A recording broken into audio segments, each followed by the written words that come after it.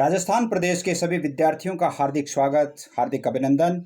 प्रिय विद्यार्थियों, हम हिंदी साहित्य और हिंदी अनिवार्य कक्षा 12th की कक्षाएं अनवरत चल रही है और हिंदी अनिवार्य की कक्षाओं में आज हम दूसरा वीडियो अपलोड कर रहे हैं जो कि पाठों से संबंधित है। और कल अपन ने पढ़ा था संतवाणी के अंतर्गत कबीर, और आज हम पढ़ेंगे संतवाणी के अंतर्गत तुलसीदास। तुलसीदास का परिचय, व्याख्या और प्रश्नोत्तर। प्रिय विद्यार्थियों, तुलसीदास यानी किसी भी कवि का परिचय आपकी परीक्षा में पूछा जाता है और 4 अंकों का एक प्रश्न आता है। तो इसके साथ साथ हमारे ये कवि परिचय भी एकदम अच्छे हो जाएंगे, याद हो जाएंगे, और इसके साथ साथ व्याख्या भी हो जाएगी, प्रश्नोत्तर भी हो जाएंगे। तो कल की तरह आज भी हम तुलसीदास का पूर्ण परिचय पढ़ेंगे। कल अपन ने कबीर पढ़ा। प्रिय विद्यार्थियों से कहना चाहूँगा कि विद्यार्थियों का व्हाट्सएप ग्रुप निर्माण किया गया है जिसमें आप अपना रजिस्ट्रेशन करवा सकते हैं, और आप 9610208295 या वीडियो के अंत में जो नंबर दिए गए हैं इन पर आप अपना रजिस्ट्रेशन करवा सकते हैं, या विद्यार्थियों के लिए जो व्हाट्सएप ग्रुप का लिंक दिया हुआ है उस लिंक के माध्यम से आप स्वयं भी उसमें ऐड हो सकते हैं। अतिशीघ्र आप ऐड हो जाइए ताकि अपनी कक्षाएं और अधिक अनवरत गति से चलती रहें और किसी प्रकार का कोई विराम नहीं आए। 4 विषयों की कक्षाएं जो आपके लिए प्रबंधित की जा रही है, जिसमें राजनीति विज्ञान, अंग्रेजी कक्षा 10 से 12 और हिंदी अनिवार्य 12th क्लास और हिंदी साहित्य 12th क्लास, इन चारों विषयों की कक्षाएं निरंतर जारी और इनके वीडियोज़ अपलोड किए जा रहे हैं। तो आप ये जो व्हाट्सएप ग्रुप है इस पर आप ऐड हो जाइए या इसको सब्सक्राइब कर लीजिए ताकि जो ही वीडियो अपलोड किया जाए तो आपके पास उसका नोटिफिकेशन आ जाए। तो आइए हम शुरू करते हैं आज का अपना चैप्टर तुलसीदास। संतवाणी में दूसरा है ये तुलसीदास, जो कि 1532 ईस्वी से लेकर के 1623 ईस्वी तक। एक बात तो क्लियर हो ही गई कि 1532 में जन्म और 1623 ईस्वी में इनकी मृत्यु हुई थी। अब 1532 से 1623 के बीच में तुलसीदास ने क्या क्या किया इसके बारे में अपन पढ़ते हैं। देखिए, आप जब परिचय लिखेंगे तो परिचय आपको किस प्रकार लिखना है। परिचय आप इस प्रकार लिखेंगे तुलसीदास का कि हिंदी साहित्य के कविकुल शिरोमणि सगुण भक्ति धारा के प्रतिनिधि गोस्वामी तुलसीदास का जन्म 1532 ईस्वी में उत्तर प्रदेश के बादा जिले में स्थित राजापुर ग्राम में ब्राह्मण परिवार में पिता आत्माराम दुबे के घर में मां हुलसी की कोख से हुआ। तुलसीदास के बचपन का नाम रामबोला रखा गया था। एक किंवदंती के अनुसार बाल्यकाल में ही तुलसी के माता पिता का देहांत हो गया था। जैसा कि एक विनय पत्रिका में एक लेख भी लिखा हुआ है। विनय पत्रिका में एक पंक्ति आती है जिसमें यह लिखा हुआ है कि जननी जनक तजो जनमी कर्म विधि हूँ सृजो ही अवडेर, अर्थात जन्म लेते ही माँ और पिता ने मेरा साथ छोड़ दिया था, ऐसा उनकी विनय पत्रिका में लिखा हुआ मिलता है। नरहरिदास ने इनका पालन पोषण किया। इन्होंने तुलसी को संपूर्ण रामकथा सुनाई। किशोरावस्था में तुलसी ने वेद, उपनिषद, पुराण इत्यादि का अध्ययन करने हेतु काशी गए। किशोरावस्था में काशी चले गए, जहां उन्हें शेष सनातन जैसे वेदज्ञ से शिक्षा प्राप्त करने का अवसर प्राप्त हुआ। शेष सनातन जो विद्वान थे, जो कि वेदों के जानकार थे, उनसे शिक्षा प्राप्त करने का अवसर प्राप्त हुआ। 1561 ईस्वी में तुलसी ने रत्नावली नामक ब्राह्मण कन्या से विवाह किया, जो कि बहुत बड़ी विदुषी महिला थी। कहा जाता है कि तुलसीदास को भक्ति मार्ग की ओर उन्मुख करने में रत्नावली की अहम भूमिका थी। थोड़ा सा छोटी सी बात बता देता हूँ कि तुलसीदास जब एक बार कहा जाता है कि रत्नावली जब अपने मायके चली गई थी और तुलसीदास भी उनके पीछे पीछे चले गए थे, तो उन्होंने तुलसीदास को एक सवैये के माध्यम से उन्होंने कहा कि तुलसी हेत हराम शेर वैसा हर्षे हो, चला जाए बेंकुट में तेरा पल्ला न पकड़े कोई। अर्थात जिस प्रकार इन आसक्तियों से तुम आसक्त हो, उसी प्रकार यदि ईश्वर की भक्ति करो तो तुम्हें तुम्हारी आत्म कल्याण से या तुम्हारी भक्ति है वो जग जाहिर हो सकती है। और उसी दिन से तुलसी ने उनके कहने पर ईश्वर भक्ति में अपना मन लगा दिया। तुलसी ने लगातार 19 वर्षों तक प्रमुख दर्शनीय स्थलों जगन्नाथपुरी से लेकर रामेश्वरम, बद्रीनाथ, मथुरा, वृंदावन का भ्रमण किया और तुलसी काशी, अयोध्या, चित्रकूट में अधिक समय तक ठहरे थे। काशी, अयोध्या और चित्रकूट में तुलसीदास ने अवधी तथा ब्रज भाषा में कई ग्रंथों की रचना की। तुलसी का अवधी, ब्रज तथा संस्कृत पर समान अधिकार था, यानी संस्कृत में भी वो संस्कृत के भी प्रकांड पंडित थे, ब्रज के भी थे और अवधी भाषा के भी थे। अवधी में वैसे अपनी रामचरितमानस लिखी हुई है। तुलसी के काव्य में समन्वय की भावना सर्वोपरि है। समन्वय की भावना का अर्थ है कि उन्होंने सगुण और निर्गुण भक्ति में समन्वय की स्थापना की है। उन्होंने अपनी रचनाओं के माध्यम से आदर्श समाज की जो कल्पना प्रस्तुत की है वह कभी भी अप्रासंगिक नहीं हो सकती। तुलसी का काव्य भारतीय समाज का आदर्श और पथ प्रदर्शक है। तुलसी के द्वारा जो लिखे गए ग्रंथ हैं, 12 ग्रंथ हैं, वो प्रमाणिक माने गए हैं। बहुत ही आप इन याद रखने योग्य बातें हैं। रामचरितमानस जो इन्होंने 1574 ईस्वी में लिखी थी, 1574 ईस्वी में, 1532 में इनका जन्म हुआ और 1574 ईस्वी में यानी 42 साल की उम्र में इन्होंने रामचरितमानस लिखी। रामलला नेचू 1586 में, जो कि 20 सोरठे लिखे हुए हैं इसमें। वैराग्य संदीपनी 1612 ईस्वी में, जो कि अवधी भाषा में लिखी हुई है। पार्वती मंगल 1586 में लिखी, जिसमें 164 छंद है और शिव पार्वती विवाह की इसमें कथा दी गई है। 5 नंबर पर रामाज्ञा प्रश्नावली उन्होंने लिखी थी। रामाज्ञा प्रश्नावली जिसमें 49 दोहे हैं और 1612 ईस्वी में लिखी। बरवे रामायण 1612 ईस्वी में, जिसमें 69 छंद है। दोहावली 1583 में, जिसमें 573 दोहे हैं। जानकी मंगल 1586 ईस्वी में, जिसमें सीता जी की कथा दी गई है। और 9 नंबर पे विनय पत्रिका 1598 ईस्वी में लिखी थी, जिसमें 279 पद दिए हुए हैं। गीतावली इन्होंने लिखी थी 1598 में भी और 328 पद है उसमें। कवितावली इन्होंने 1597 में लिखी और 325 पद है, जिसमें सवैया, गनाक्षरी, छपै कवितावली में है। कवितावली में जैसे राम के बाल रूप का वर्णन भी उन्होंने बहुत अच्छी तरह से किया है। जैसे राम के बाल रूप का वर्णन करते हुए तुलसी एक जगह लिखते हैं कि वरदंत की पंगति कुंद कली अधराधर पल्लव खोलन की चपला जमके घन जीत चपला चमके घन बीच जुड़े छवि मोतिन माल अमोलन की गुंगरारे लटें लटके मुख ऊपर कुंडल लोल कपोलन की नेछावर प्राण करे तुलसी बलि जाऊ लला इन बोलन की। यानी इस प्रकार के सवैये और उन्होंने लिखे हैं। और श्री कृष्ण गीतावली जिसमें 61 पद है वो लिखे गए हैं। तो ये 12 ग्रंथ है वो इनके प्रामाणिक ग्रंथ माने गए हैं। इन सभी रचनाओं में भावों की विभिन्नता स्थापित कर सभी भक्ति धाराओं में बेजोड़ समन्वय स्थापित किया है। सभी भक्ति धाराओं में, यानी जितनी भी जो उसमें निर्गुण, सगुण, रामस्नेही, कृष्ण भक्ति, यानी जितने भी जो भक्ति धाराएं थी, उन सभी भक्ति धाराओं में समन्वय स्थापित करने का काम किया है, तो वो एक तुलसी ने किया है। उन्होंने लोकशास्त्र के साथ साथ गृहस्थ और वैराग्य, भक्ति और ज्ञान, भाषा और संस्कृति, निर्गुण और सगुण, पुराण और काव्य, भावावेग एवं अनासक्ति, चिंतन में मनोहर समन्वय स्थापित किया। इन सभी में समन्वय स्थापित किया है। विनय पत्रिका में उल्लेखित पद में संकेत मिलता है कि तुलसी वृद्धावस्था में बहुत दुखी थे और 1623 ईस्वी में यह महान आत्मा पंच तत्वों में विलीन हो गई। 1532 से लेकर के और 1623 ईस्वी तक इनका समय रहा। इतने समय में इन्होंने इतने प्रमाणिक ग्रंथ लिखे। अब हम तुलसी के जो अपने दोहे हैं जिनका हमें अध्ययन करना है, सबसे पहले देखिए तुलसी क्या कहते हैं कि काम क्रोध मद लोभ रत ग्रह शक्त दुख रूप। आपकी किताब में से है ये। ते किमि जान ही रघुपति मूड परे भवकूप। कवि ने क्या कहा है? काम क्रोध मद लोभ रत, अर्थात जो व्यक्ति काम क्रोध मद और लोभ में रत रहता है, और ग्रह शक्त दुख रूप, अर्थात जो व्यक्ति सांसारिक आसक्तियों में लीन रहता है, वह व्यक्ति सबसे बड़ा दुखी होता है। ते किमि जान ही रघुपति, अर्थात वह ईश्वर भक्ति के बारे में क्या जाने। मूढ़ परे भवकूप, और वे मूर्ख व्यक्ति संसार रूपी कुएं में पड़ करके और ईश्वर का स्मरण भूल जाते हैं।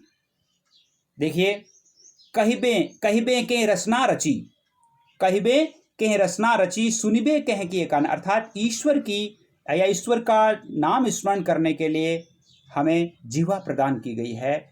ईश्वर का नाम सुनने के लिए हमें कान दिए हैं।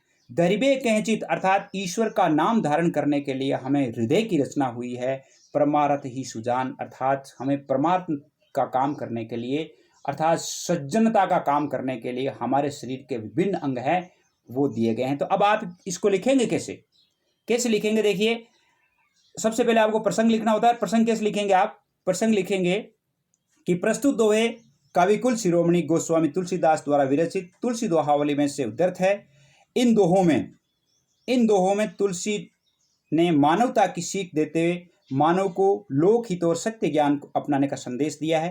पहले दोहे में क्या लिखा है? तुलसीदास कहते हैं कि जो लोग काम, क्रोध, लोभ, मोह और सांसारिक आसक्तियों में डूबे रहते हैं अर्थात जो विलासी सुख में आसक्त रहते हैं वे जीवन भर दुखी रहते हैं। ऐसे मूर्ख लोग संसार रूपी कुएं में गिरकर प्रभु श्री राम की भक्ति महिमा से अपरिचित रहते हैं। इससे आगे देखिए, दूसरा जो दोहा था इसमें है कि तुलसीदास जी कहते हैं कि ईश्वर ने हमारे शरीर में प्रभु का स्मरण करने के लिए जीवा अर्थात जीव और राम का नाम सुनने के लिए कान रचे हैं। इसी प्रकार आत्मकल्याण की प्राप्ति हेतु लोकहित एवं ईश्वरीय ज्ञान प्राप्ति के लिए हृदय की रचना की है।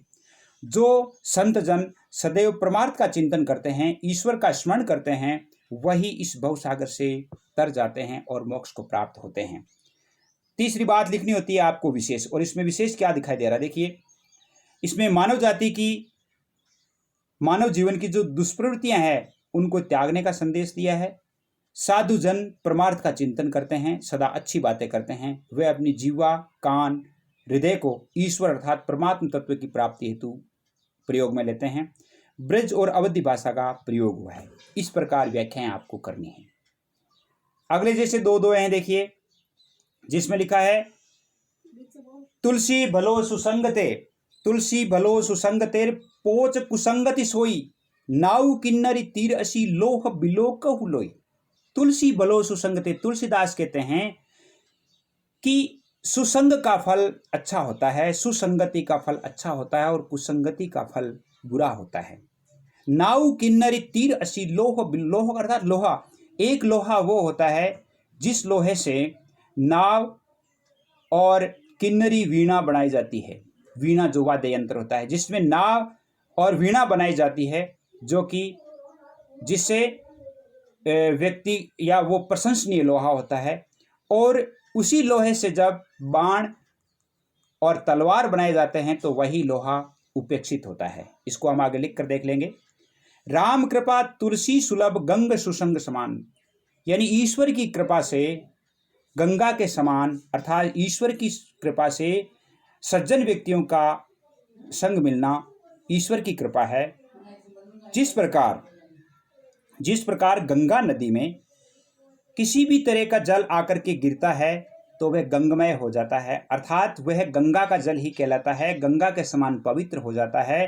ठीक उसी प्रकार सज्जन व्यक्ति के साथ रहने से व्यक्ति सज्जनता प्राप्त करके और वह सज्जन बन जाता है। अर्थात सज्जन व्यक्ति जिस प्रकार गंगा जल अपवित्र अर्थात जैसे नाले में से आ गया कोई पानी और उसी पानी को भी वो गंगा जल ही बना देता है, उसी प्रकार सज्जन व्यक्ति भी मूर्ख व्यक्ति को, अज्ञानी व्यक्ति को भी अपने समान ही बना देता है। तो अब आप इसको लिखेंगे कैसे कि प्रस्तुत दोहे महाकवि तुलसी द्वारा विरचित तुलसी दोहावली से उद्धृत है। प्रस्तुत दोहों में तुलसी ने अच्छे व्यक्तियों के साथ रहने का संदेश दिया है।